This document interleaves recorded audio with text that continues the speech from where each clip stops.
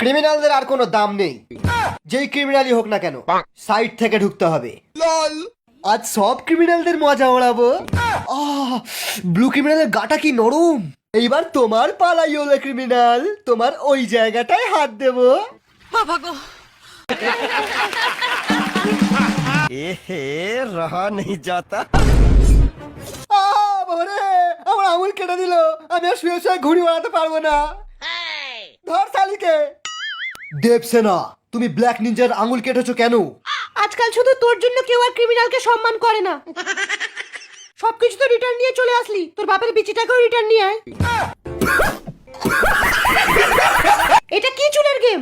যেটা বেশি রেয়ার সেটাই আমি রিটার্ন আনবো, এটাই ফ্রি ফায়ারের নিয়ম। তোর নিয়ম হিসেবে চললে তো কদিনে হিপ হপ রিটার্ন চলে আসবে। হলুদ গু, ফ্রি ফায়ারের নামে যদি আর একটা উল্টোপাল্টা কথা বলেছিস, শুধু নতুন নতুন টপ আপের স্কিম আর বেকার বেকার ইভেন্ট আনলেই ভালো গেম হয় না। কিছু রেয়ার আইটেমও রাখতে হয়, আর সেটা মনে হচ্ছে এই গেমে আর একটাও নেই।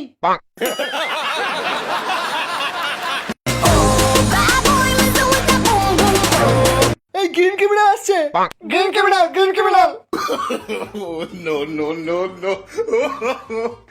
আমাকে বড় বাঁশ দিলি, তার সঙ্গে রেড ক্রিমিনালটাকেও দিলি, এবার হলুদের পেছনে পড়ে আছিস।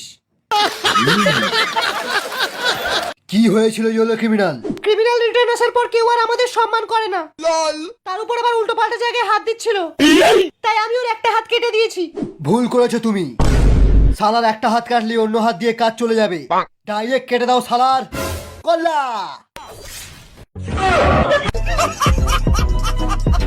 সেদিন আমি রেল লাইনে বসে বসে ফ্রি ফায়ার খেলছিলাম, তারপর হঠাৎ সামনে থেকে ট্রেন চলে আসলো।